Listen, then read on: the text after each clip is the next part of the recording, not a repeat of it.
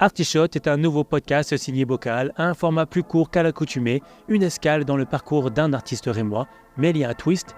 La découverte des invités, la plongée dans leur intimité se fait par le prisme d'un test de personnalité, du genre de ceux sortis des pages glacées des magazines féminins. Chaque épisode est une friandise sonore à déguster, un shot de légèreté de second degré dans lequel viennent se dévoiler diverses personnalités. Et mon invité du jour est Nathan Zaev.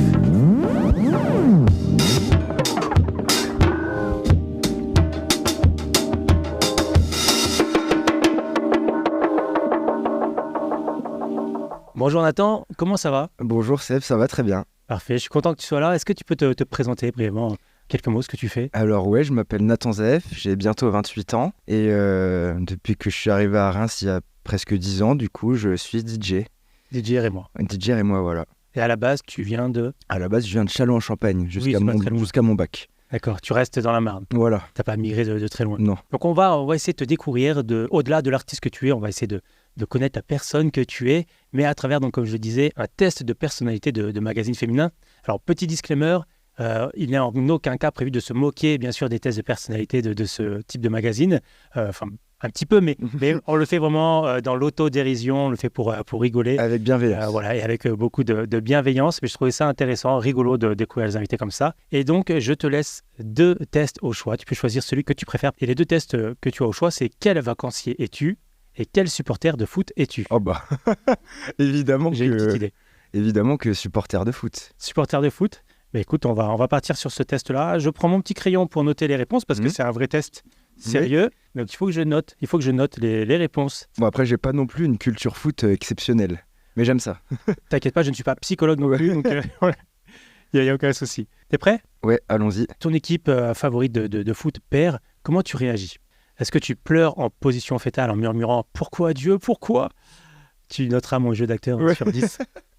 Vous blâmez l'arbitre, la pelouse, le vent et les étoiles, puis vous jetez un sort à l'équipe adverse. Ou alors, réponse C, vous haussez les épaules en ouvrant une autre bière et en vous disant que c'est juste un jeu. Mais au fond, vous êtes un peu dévasté. J'hésiterai entre la 2 et la 3, mais si c'est sur un match décisif, ce sera plus la 2 que la 3, même si j'hésitais entre la 2 ou la 3. D'accord. Vous blâmez l'arbitre, la pelouse, le vent. C'est ça. Mauvaise foi. Oui, voilà. Si c'est une demi-finale de Ligue des Champions, par exemple, là, si c'est un match de championnat de Ligue 1 en mi-saison, bon, c'est pas si grave. Ouais. Sur un match important. Sur un match important, ouais. Et justement, c'est quoi, toi, ta réaction face à l'échec ? Ah, tu t'y attendais pas, tu t'attendais juste au petit test. Ma réaction face à l'échec, c'est un peu de la frustration, mais c'est aussi quelque chose qui pousse à la remise en question. Ouais. Tu ne blâmes pas systématiquement les éléments non. Pour tout échec. Non, peut-être que parfois c'est de ma faute aussi, c'est pas toujours celle des autres. Question 2. Quel est le rituel d'avant-match ? Peindre votre visage aux couleurs de l'équipe en espérant que cela vous confère des pouvoirs magiques ? Lire les statistiques des 50 dernières années tout en sirotant une potion secrète à base de caféine ? Ou vérifier que le frigo est bien plein car un supporter affamé est un supporter malheureux ? Ouais, le frigo. Le frigo ? Ouais, complètement. Tu as besoin de ça pour un match ? Ouais, la bière et les pizzas ou n'importe quoi qui se bouffe, mais... Ouais. Et toi, tu as des rituels avant de monter sur scène, justement ? Ouais, au moins une pinte de bière, déjà, histoire d'être un petit peu détendu. Je dis pas qu'il faut boire de l'alcool pour bien faire, hein, mais ça peut faire passer un léger trac qu'il y a toujours. Hein. Ouais, tu as ce stress avant de jouer devant un public ? Toujours, ouais. Je pense que ça motive un peu aussi, ce petit truc. C'est pas forcément du stress, mais c'est quelque chose de positif. Ouais. Avoir cette petite pression qui encourage à faire le meilleur set qui est 15 ou 500 personnes. Et ça ne passe pas avec le temps. Non, et c'est bien que ça reste. Question 3. Allez. Quel est votre accessoire indispensable pour aller au stade ? Un mégaphone pour être sûr d'être entendu par les joueurs et par les extraterrestres, au cas où. Un tableau blanc pour les stratégies de dernière minute, avec des schémas dignes d'un thriller d'espionnage. Un coussin confortable pour la mi-temps, car même les supporters passionnés ont besoin de repos. Alors non, c'est certainement pas le repos. Un mégaphone ou un tableau blanc pour les stratégies. Ouais, je serais plus mégaphone, dans l'entertainment, quoi. Ah ouais. L'animation, c'est ton côté DJ. Ouais, c'est ça. Ah, on est la foule. Les supporters, ça fait du bruit, ça encourage. C'est les camarades supporters, c'est ça qu'on aime bien. Question 4. Comment choisissez-vous votre maillot pour les matchs ? Le maillot porte-bonheur qui n'a pas été lavé depuis la dernière victoire avec une légère odeur de succès. Un maillot vintage pour montrer que vous êtes un vrai fan, même si ça gratte un peu. ou le premier qui vient, tant qu'il est propre et qu'il cache bien vos bourrelets. Écoute, c'est un magazine féminin, je rappelle. Ouais, je crois que c'était la 2, le maillot vintage. Un maillot vintage. Ouais. D'ailleurs, toi, on te voit parfois sur scène avec un maillot FCSF. C'est quoi l'histoire de ce maillot? Alors, on l'a fait avec Tariq, avec la marque Frelon, du coup. Ouais. Et c'était pour la dernière FCSF en date, qui était le 24 février. Et du coup, on a fait ça. C'était un manche longue, avec un écusson sur le pectoral gauche. Le pec. Le pec, on va dire le pec gauche. Un truc brodé avec un balai, avec un smiley dedans. Derrière, floqué FCSF, numéro 10, évidemment. Parce que des numéros 10 dans ma team. Et tu peux expliquer FCSF, ce que c'est un petit peu? FCSF, ouais, alors c'est une équipe de divertissement. Dis comme ça. Je dis une équipe parce que non, en vrai, c'est des soirées qui sont organisées par moi et Quartier Libre. Ok. Où du coup, c'est ma programmation. C'est une sorte de résidence en fait que j'ai à Quartier Libre où 3 fois par saison, il y a une FCSF avec le Wilderness Sound System qui sonorise l'événement. Pilax qui fait les photos. Les gars de Scalt qui s'occupent de la vidéo mapping. Il y a Laurent qui s'occupe du visuel de l'événement. Pour le prochain, c'est Tariq qui a fait le visuel, mais parce que c'est une collab avec encore quelqu'un d'autre. Et donc, du coup, voilà, c'est vu que c'est toujours la même équipe, ça a beaucoup de sens que ça s'appelle FCSF. Ouais. Parce que c'est toujours, à part les artistes que j'invite à jouer, les DJ, c'est toujours les mêmes personnes. Une belle équipe. Ouais, voilà. Question 5. Quelle est votre réaction quand votre équipe marque? Vous courez nu dans la rue en agitant un drapeau géant provoquant un embouteillage. Vous analysez la technique et la tactique du but comme si vous étiez l'entraîneur en chef, ou vous vous contentez d'un hi-fi avec votre chat qui vous regarde avec perplexité. J'analyse. T'analyses? Ah ouais, direct. La passe en retrait, ouais. talonnade. Avec la voix de Omar de Fonseca. Oh là là, il a fait l'amour au ballon, sans plaît les ménelles. C'est là où je vois on n'est pas de la même génération, parce que moi c'est Thierry Roland qui me vient quand j'imite. Oh là là. Mais Thierry Roland, il a eu des bangers aussi. Hein. Ouais. Le On peut mourir tranquille. Ouais. J'en ai pas eu que des bons, mais alors oui, des bangers. Il y a aussi, mais en vrai, même les trucs que les gens trouvent scandaleux, moi je les trouve très drôles. C'est pas même le truc où dans le contexte de la France contre la Côte d'Ivoire. Et que Patrick Vieira, je crois, qui a des origines ivoiriennes, et à un moment, ça se chamaille un peu au milieu de terrain, et dit Vieira, il se bagarre avec ses cousins. Bon, c'est très raciste, mais moi, ça me fait énormément rire. Ça passe pas toujours très bien auprès de certaines personnes, effectivement, ouais. mais ça peut faire rire aussi. Ouais. Moi, ça me fait rire, j'assume de rire assez souvent. Tu te rappelles, toi, de ce que tu faisais lorsque la France a gagné la Coupe du Monde? Alors, celle que tu veux, au choix, pour moi, c'est 98 la vraie, mais... Ouais, j'avais 2 ans, je vais répondre sur celle de 2018. J'ai pas de souvenir à 2 ans. Et donc, celle de 2018, pardon, du coup? Celle de 2018, alors j'étais avec ma mère à Quartier Libre, où il y avait environ 500 personnes, sur une capacité de 400 personnes d'accueil. Ouais. Et je me rappelle que 5 minutes avant le coup de sifflet final, on sait qu'on a gagné, mais il n'y a pas encore eu le coup de sifflet final.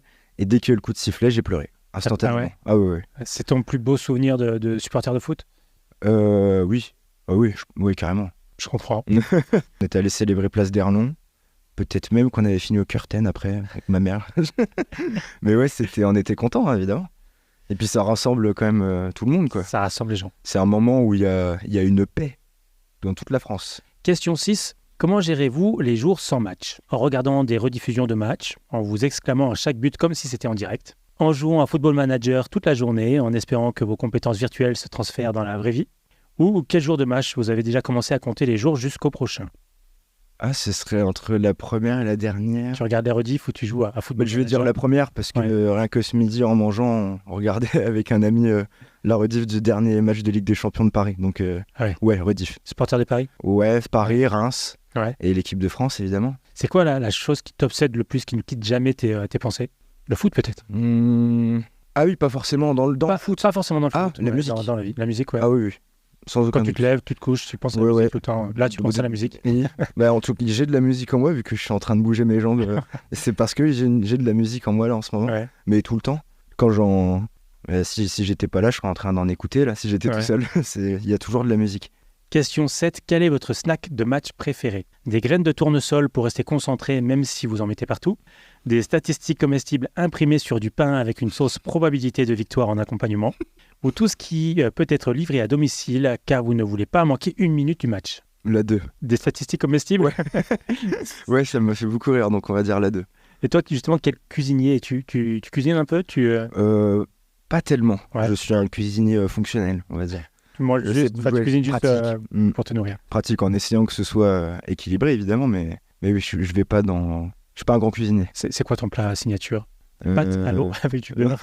En vrai, ça pourrait être des pâtes. Je fais une crème chorizo qui est pas si mal. Mais les pâtes, c'est banger, hein. Tu fais ça avec tout. Les pâtes, c'est Ah oui. l'aliment fonctionnel. Ouais, c'est ça. Oui, je suis plus team pâtes que riz, d'ailleurs. On mettra un sondage sur Insta pour savoir. Mais je trouve qu'il y a... je vais peut-être créer une guerre, mais je trouve qu'il y a plus de possibilités avec les pâtes Sujet que le riz. sensible. Mais après, on va me faire une liste de tout ce qui est possible de faire avec du riz. Ah, mais pour moi, le riz... Mais alors, le riz, il y en a... Allez, il y a du riz noir, du riz de Camargue, du riz blanc, mais ça reste plus ou moins sous la même forme. Quand on voit les pâtes entre les spaghettis et les tortellini, il y a un monde. Et puis c'est peut-être parce qu'on connaît pas bien le riz en France par rapport aux pays asiatiques ou au Japon où tu as visiblement le riz est 10 000 fois meilleur. Oui, ils le cuisinent de plusieurs manières différentes en plus. Mais bon, team pâte quand même. Voilà. Question 8, quelle est votre superstition d'avant-match? Touchez le poster de votre joueur favori 3 fois en récitant une incantation secrète. Portez les mêmes sous-vêtements pour chaque match, même s'ils sont à l'envers. Aucune, vous n'êtes pas superstitieux, juste un peu stitieux. Voilà, il y a des jeux de mots aussi dans ce test. La dernière, je suis pas superstitieux. Pas superstitieux, donc pas de gris-gris, pas non. Pas de porte-bonheur. Je suis pas superstitieux. Pas de... À part un truc, mais rien à voir avec le foot, quoi. Ouais. Ah, donc quand même, tu vois, si on creuse... J'ai un truc, c'est-à-dire, c'est mon père qui m'a toujours répété ça, c'est on ne laisse jamais de l'argent par terre. Et c'est-à-dire que si je vois un centime dans le caniveau qui pleut des cordes, je les ramasse. Je sais pas, c'est psychologique. Je peux pas laisser de l'argent par terre maintenant. Question. Ça fait radin. Ça fait tellement radin. Non, mais si tu l'expliques, ça se comprend. On ne laisse pas d'argent par terre. Le pain retourné sur la table. Ah oui, ça par contre, je m'en fous. Non. Les échelles. Ouais, je passe en dessous, il n'y a aucun problème. Bon. Et t'es jamais rien arrivé, donc c'est que. Non. C'est que tout va bien. Donc, question 9. Comment réagissez-vous à un penalty raté? Vous écrivez une lettre de condoléances au joueur en lui proposant des séances de méditation pour retrouver sa confiance. Vous calculez les probabilités de réussite en utilisant une formule mathématique complexe. Ou vous riez, ça arrive même au meilleur, et puis c'est juste un penalty, pas la fin du monde. La méditation.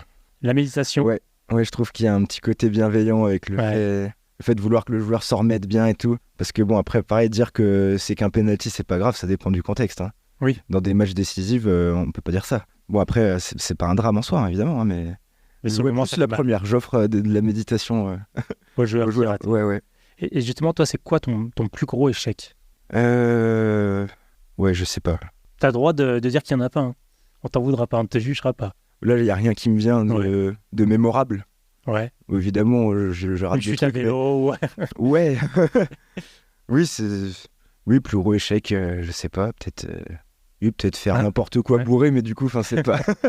C'est pas quelque chose qui est mémorable. C'est pas quelque chose où tous les jours je me dis oh là là, c'est bon, c'est pas grave. Jamais un set raté ou. Non. Des pattes ratées. Par contre, j'ai déjà rêvé de rater un set où genre ça marche pas, ou il y a pas les sons, je les connais pas. J'avais déjà rêvé de rêver ça, c'est très bizarre. C'est ton pire très cauchemar. Inconfortable. Non, pas mon pire, parce que j'ai déjà dû faire des cauchemars qui font plus peur. Rêver d'aller tout nu à l'école ou rêver de rater ton set. Mais ça, oui, c'est pas être bizarre de rêver ça. Hein. Non. Parce que moi, j'ai déjà rêvé ça. Ça arrive à tout le monde. Et monde. des fois, je rêve que genre demain, c'est le bac. Et merde, j'ai pas révisé. Et après, je me réveille et je suis encore dans ce truc, putain. Et je me dis, comment ça, putain, en fait, ça fait 10 ans que je l'ai, le bac. Ouais, quand t'as passé ton bac, déjà, c'est moche d'encore rêver du bac et de dire, je te rappeler à ce souvenir. C'est juste, ce truc où, genre, demain, je vais à l'école et puis j'ai pas révisé, je suis pas. Alors qu'en fait, j'ai 28 ans, c'est bon, c'est terminé. Et hop, derrière. Question 10, dernière question. Quelle est votre chanson de victoire? We Are the Champions, avec l'accent bien sûr, à tue-tête en imitant Freddie Mercury, moustache facultative. Une composition originale dédiée à votre équipe avec des paroles du genre nous sommes les rois du canapé, champions du grignotage, ma bière est froide et mon cœur est chaud. C'est beau. Ouais, c'est mal. Ou réponse C, happy, pourquoi pas, vous êtes là pour vous amuser, peu importe le score. Oh, la 2, elle est rigolote. Composition originale? Ouais. Ça t'est jamais arrivé de composer, de créer un son pour... Non, mais j'aime bien parce que ça me rappelle le ramener la coupe à la maison. Vous faites composition originale juste pour un moment. Et je suis sûr que c'était un peu un pari quand il l'a enregistré parce qu'on pouvait perdre aussi. C'est vrai. La Croatie, c'était pas non plus des rigolos. Hein. Non, même si bon. Même ceux d'avant. C'est vrai. Et au final, on l'a écouté à la Coupe du Monde, mais on l'écoute plus cette chanson. Oui, Oui, c'est vraiment le truc d'un été, quoi. Voilà, c'était le résultat du moment, enfin la chanson du moment. Ouais. Donc on a fini le test. Selon toi, tu seras quel supporter? Comment tu te vois toi en tant que supporter? Ouais, supporter bon vivant, qui s'amuse bien. Ouais, qui profite. Ouais, qui profite et qui s'amuse avec les autres. Qui mange bien pendant le match. Ouais, c'est ça, ouais. Et avec les copains. Ouais, dans l'entertainment. C'est fait pour nous divertir, tous les sports. Avant de découvrir le résultat, on va faire un peu de teasing. Ouais. On va essayer de te découvrir un petit peu. Où est-ce qu'on peut retrouver ton travail? Sur SoundCloud, Ouais. Nathan, espace ZAHEF, ZAHEF. Et puis on peut me suivre sur l'Instagram du même nom, sur le Facebook du même nom. Pas TikTok, pas Snapchat. Je suis trop vieux pour ça. De MySpace peut-être? Ouais, non, j'ai pas eu MySpace. Trop jeune pour MySpace. J'ai beaucoup utilisé MySpace quand j'étais ado, mais ouais, j'ai jamais eu de compte MySpace. Enfin, de page MySpace. Et comment tu définirais ton art? Comme un partage de musique techno, trance, prog, jungle même parfois. Ouais. Pour que les gens s'amusent, pour qu'ils passent un bon moment. Faire danser? Pour faire danser, ouais, pour que les gens s'éclatent. Moi, ça m'éclate, donc j'espère que les gens, aussi. Sinon, ça sert plus à grand-chose. C'est moi qui m'amuse. Oui, c'est sûr. Ouais. Tu peux faire ça chez toi dans ce cas. Oui. Est-ce qu'un DJ, c'est avant tout un musicien? Oui. Ouais. Oui, je pense, ouais. Ouais, pour moi, j'ai fait de la batterie en cours de batterie pendant 7-8 ans. Et ça aide carrément. Ouais. Surtout par rapport au sens du rythme. Dans la musique électronique, c'est vachement important. Qu'est-ce qui t'inspire? Les autres DJ. Ouais. Ouais. De tout âge, hein, de gens que je connais ou de gens que je connais pas. Enfin, personnellement, je veux dire. Oui, parce que sinon, ouais. au hasard. Oui. Qui, par exemple? Mon meilleur ami, JKS, il m'inspire beaucoup. Parce que je le connais très bien et que c'est mon frère. Et sinon, dans les gens que je connais pas, à l'ancienne, les Renois de Détroit, Robert Hood, Jeff Mills, ces gars-là. Et les Anglais, Ben UFO, Tessella, Pearson Sound. Bon, je suis pointu dans les noms, mais... Moi, j'en connais aucun. Ouais. Là, il y a des tu m'as trucs perdu. qui viennent comme ça. Ouais, ou même... ouais, non, en vrai, tout m'inspire, en fait. Même la techno de Berlin, qui est plus froide que la techno de Détroit ou la techno anglaise, ça m'inspire aussi. Des trucs qui sont pas forcément dans le style que toi, tu produis comme son? Ouais, oui. Alors, déjà, j'écoute beaucoup de choses différentes, donc je suis inspiré par tout. Même si quand je fais DJ, je joue pas tous les styles de musique que j'écoute, mais je pense que tous les styles de musique que j'écoute, même pas électronique, m'inspirent. Même inconsciemment, je pense que ça m'inspire. Ça revient au moment de... Ouais, voilà. Quelle est ta plus grande fierté? Boiler Room. Avoir joué pour Boiler Room. D'accord. Ouais, je pense. Et avoir fait le Cabaret Vert aussi. Ouais. Parce que en plus, mes parents sont venus. Ils étaient au premier rang dans la boue à Charleville. Ils étaient déjà venus te voir Ah oui, ma mère, elle vient tout le temps. Ouais. Quand c'est à Reims, hein. Oui. Elle vient souvent. Mon père aussi, sur la dernière FCF, c'était le 24 février, c'était l'anniversaire de ma mère. Donc mon père, même si j'ai moins souvent, il est quand même venu pour fêter ça ensemble. La prochaine FCF, en plus, c'est mon anniversaire à moi. Donc, ça tombe bien. Oui, c'est le lendemain de mon anniversaire. Mais... Ah ouais, donc la fête sera passée, ce sera peut-être... Ouais, c'est ça, ouais. Je joue à un festival le jour de mon anniversaire dans le 77 et le lendemain FCZF le 25 mai du coup. Dur l'enchaînement. Et ouais, ça va être un gros week-end d'anniversaire, ouais. Quelles sont tes zones d'ombre? Oh je pense que je suis un faux calme. Un faux calme, ouais. Ouais, je m'énerve jamais, mais quand ça arrive une fois tous les 3 ans, des fois je peux ne même pas m'en souvenir. Après, il faut y aller. Hein. La personne qui arrive à m'énerver... c'est vraiment qu'à chier dans la gueule. Hein. Et moi, je te vois un peu avec la coupe afro, les lunettes avec des verres un peu jaunis, tu vois, comme un personnage de Jackie Brown. Ah oui. Ah bah ça arrive. J'aime bien. Qui arrive un peu calmement, qui fout des tatanes. Non, ouais, je suis pas violent, mais je peux me mettre très en colère. Après, je me suis jamais battu, par contre. Ouais. Une fois au CE2, mais c'était très bref et pas vraiment une bagarre, quoi. Parce que j'ai perdu tout de suite. Et c'est quoi qui te met en colère alors? Qu'on s'en prenne à ma famille ou mes amis. Ouais. Ça me fout en colère, ouais. Et qu'est-ce qui te fait vibrer? Encore une fois, la musique, hein. Ouais. Et ma famille et mes amis. Les BPM et... Ouais, la musique et puis la manière dont on profite de la musique. Ça me fait vibrer. Que ce soit tout seul ou en club ou en concert, n'importe quel moyen de profiter de la musique. Et puis sinon, être avec mes amis et avec les gens que j'aime tout court, ça me fait vibrer. C'est des choses simples. On va passer au résultat du test. Yes. Faut que je fasse le compte du... Ouais, vas-y. Le calcul. A few moments later. Nathan, je vais te faire lire, je te laisse lire le résultat. Donc voilà, tu as le maximum de B. Donc je te laisse lire le résultat de ce test. Ah, Vous êtes le tacticien. Qui l'eût cru? Ça va, je suis pas un footix. Enfin, attends, j'ai pas lu encore. Pour vous, le football est un art et chaque match est une œuvre à analyser. Vous avez probablement un cahier rempli de schémas tactiques avec des flèches, des cercles et des petits bonshommes qui courent. Votre rituel d'avant-match implique de lire les statistiques des 50 dernières années tout en sirotant une potion secrète à base de caféine. Lorsque votre équipe marque, vous analysez la technique et la tactique du but comme si vous étiez l'entraîneur en chef. Votre hymne de victoire est probablement une symphonie composée par vos soins avec des notes de but, corner et hors-jeu. Ouais, j'aime bien. C'est ça. Ouais, c'est ça. Tu te Ouais. retrouves dans Oui, ce oui. test? Bah, ça correspond complètement aux réponses données. Hein. Ouais, on s'est pas planté alors, Non. ça marche. C'est vraiment ça.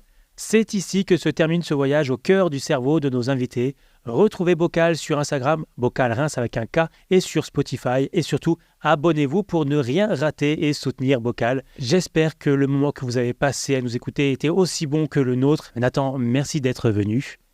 Que peut-on te souhaiter pour la suite? Bah écoute, la santé, que ça se passe bien dans la musique, puis avec les amis, la famille, voilà, c'est important. C'était Bocal. Bocal.